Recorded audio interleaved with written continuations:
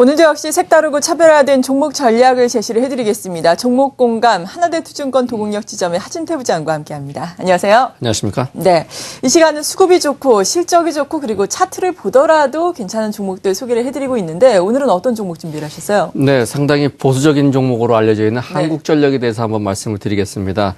예전에 장이 하락할 것 같으면 방어된 수단으로 한국전력을 많이 매수하곤 했는데요. 이제는 좀 다른 관점에서 좀 봐야 될 것 같다는 말씀을 드리겠습니다. 주요한 포인트를 말씀을 드리게 되면 올해 들어서 전기요금 인상을 계속했죠. 그런 부분으로 인해서 실적이 개선되고 있는데 전기요금을 1% 정도 인상을 하게 되면 영업이익이 한 5천억 정도 개선 효과가 있다라는 부분이 있고요. 거기에 또 원화 강세에 대한 수혜가 예상이 되고 있습니다.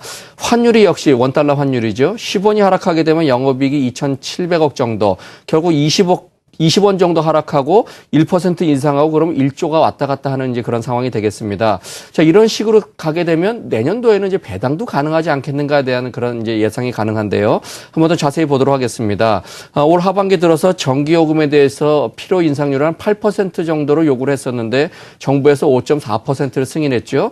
1월 달에 4.9%까지 하게 되면 올 들어서 10% 넘게 이제 인상을 하게 됐는데 그렇게 제한하면서 이제 나머지는 자구 노력을 해서 좀 회사를 살려내라라는 그런 부분이 있었습니다. 그것들로 인해서 이제 본사 부지에 대한 매각이 노무현 정부 때부터 수립이 됐던 그런 부분이 있죠. 그런 부분과 하나 또 보유 지분에 대한 매각이 있습니다. 한전 KPS가 한 10% 정도, 한전 기술이 15% 정도, 또 한전 산업개발까지 해서 보유 지분을 매각하고 거기에 이제 투자 지분이죠. LG U+ 같은 경우에 지분 매각을 계속해서 추진하고 있습니다. 거기에 최근 들어서 이제 추가된 부분이 강남지사나 안양 또 부천 열병합발전소 부지에 대한 매각 계획을 추가를 해서 자구 노력을 확대하고 있다는 부분이 있습니다. 본사 부지를 조금 더 자세히 보게 되면 2014년 이후에나 이제 가능할 거라고 이게 전망이 되고 있는데요.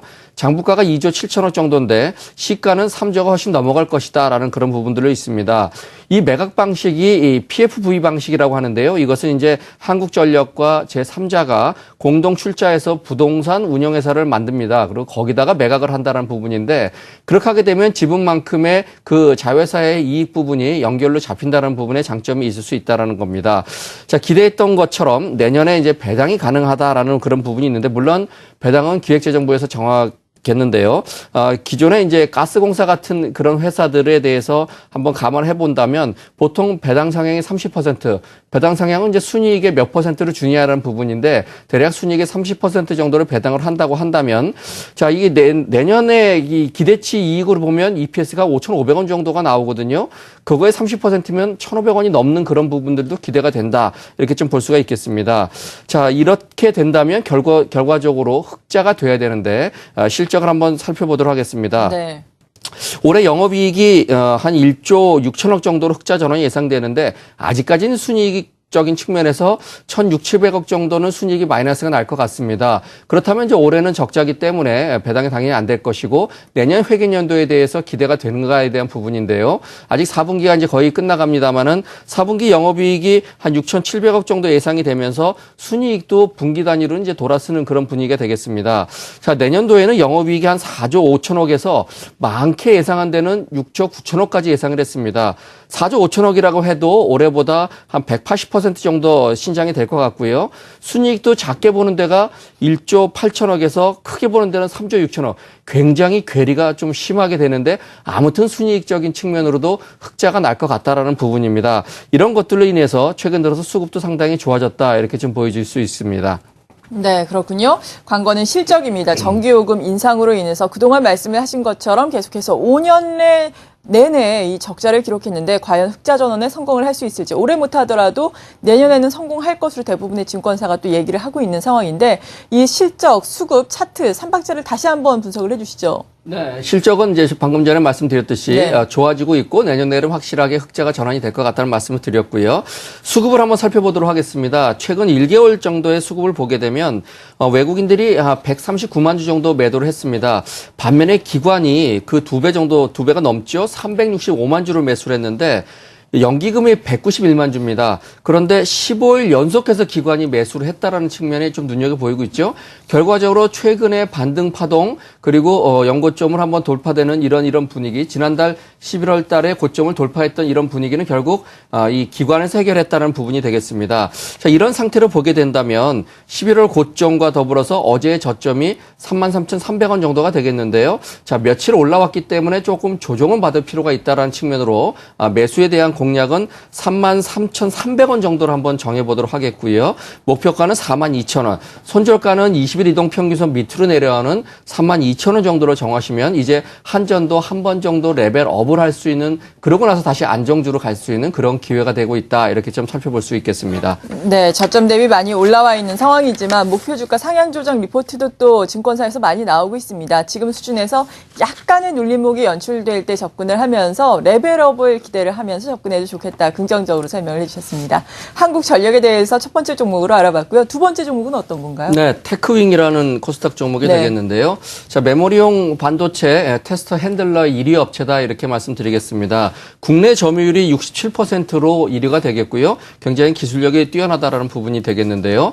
자, 이 회사에서 최근 들어서 지난주에 발표를 했습니다. 지난주 수요일 정도로 기억을 하고 있는데요. 비메모리용 핸들러 시장에 진입을 한다라는 부분이 굉장히 크게 좀 주가를 움직였던 그런 부분이 되겠는데요.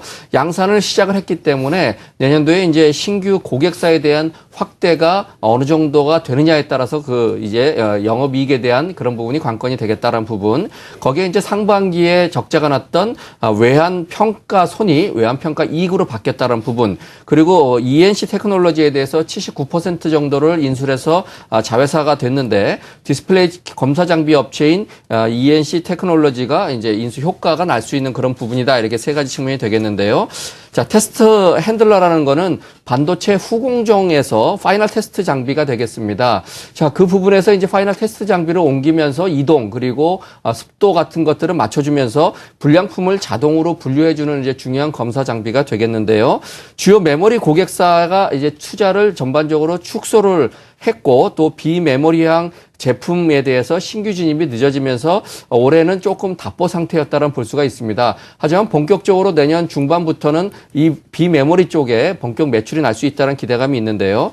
이 비메모리 핸들러 판매가 기대가 되는 부분은 시장이 메모리보다 두세 배 정도 큰 시장이다, 그런 부분이 되겠습니다. 실질적으로 현재는 가격 경쟁이 굉장히 심하지만 이게 저사양에서 고사양 제품으로 시장이 옮겨가면서 기술력이 좋은 회사들이 수익성이 날 수 있는 그런 구조가 돼서 본격화될 수 있다라는 기대가 되겠습니다. 페라라는 단위가 있습니다. 한 번에 테스트할 칩 개수가 되겠는데요.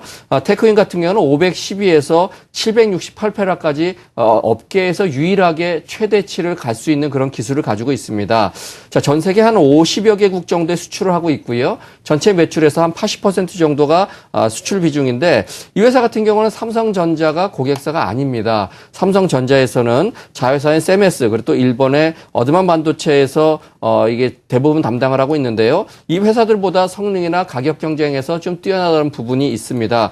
그걸로 인해서 삼성전자 외에도 세계 유수의 반도체 회사들을 고객사로 점유하고 있기 때문에 고객사에 대한 안정성은 굉장히 뛰어난다는 부분을 볼 수가 있겠습니다.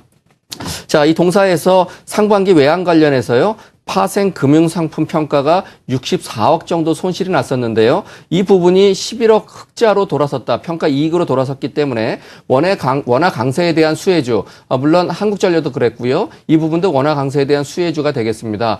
원화 강세가 바로 약세로 확 돌아서는 그런 분위기는 아니기 때문에 이 부분에 대한 평가 이익은 조금 더 지속이 될 것 같다는 부분이 되겠습니다. 이 자회사인 부분은 아까 말씀을 드렸는데요. 작년에 매출이 105억 그리고 영업이익이 11억이었는데요.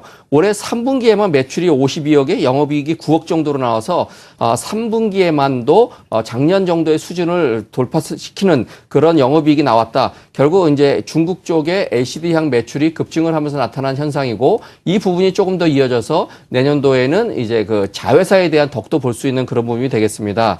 자, 이 내년도에 대한 실적을 한번 기대를 해보겠는데요. 매출이 올해 대비해서 한 48% 정도 증가된 1,360억 정도가 예상이 되고 있고요. 영업이익이 상당히 많이 증가가 될 것 같습니다. 177억 정도에서 올해 대비해서 한 75% 정도 증가가 예상이 되고 있다, 이렇게 말씀드리겠습니다. 네, 그렇군요. 그러니까 포인트가 기존의 메모리 반도체 시장보다 시장 규모가 큰 비메모리 핸들러 쪽에서 장비를 양산하게 됨에 따라서 이것이 신성장 동력이 될 것이다. 이에 따라서 자연스럽게 또 실적 확대도 예상이 된다라는 점인데요. 이러한 부분이 또 알려지면서 벌써부터 또 수급이 상당히 좋습니다. 외국인과 기관의 양매수가 들어오면서 주가도 또 올라오고 있는 상황인데 다시 한번 정리를 해볼까요? 네, 지금 양매수에 대한 말씀을 드렸는데요. 제가 화면에서 잠깐 한번 띄워보도록 하겠습니다. 네. 자, 지금 화면에 나타나고 있는 그런 부분이 있는데요. 이쪽이 외국인입니다. 계속해서 매수했죠. 그리고 기관계입니다. 네. 계속해서 매수를 했습니다. 개인들만 계속해서 매도를 하는 이런 측면이 있다라는 수급을 먼저 보셨고요. 차트를 보시게 되면 아까 말씀드렸던 12월 18일이죠. 지난주 수요일에 비메모리향에 대해서 진입을 한다는 걸로 크게 올랐다가 많이 밀렸습니다. 그런데 그 부분을 일시적으로 해소를 하면서 장기 이동 평균선을 돌파했다는 부분이 되겠는데요. 이 종목에 대해서 공략법은 이렇습니다. 잠깐 눌림목을 줘도 좋은데 6,700원에 대한 거를 제가 제시를 하는 부분은 장기 이동 평균선이 되겠는데요. 6,700원 이상이라고 한번 표현을 하고 싶습니다. 그런 가격대와 더불어서 어제 고점 밑에 대략 어느 가격 정도, 이 정도 가격 전후라면 매수에 대해서 별 부담이 없는 부분이 되겠고요. 목표가는 한 9,000원, 손절가는 6,400원으로 해서 10일 이동평균선 밑으로 내려오는 가격대를 설정을 해서 공략하시면 내년도에 대한 기대감으로 한번 뭐 단기도 가능하고 중기적인 측면도 공략이 가능한 그런 종목이 되겠다 말씀드리겠습니다. 네, 오늘 이 시간 이렇게 실적과 수급, 차트가 좋은 기업 소개를 해드렸습니다. 한국전력 그리고 테크윙이 그것이었고요. 함께해 주신 분은 하나대투증권 동국역 지점의 하진태 부장이었습니다. 고맙습니다. 감사합니다.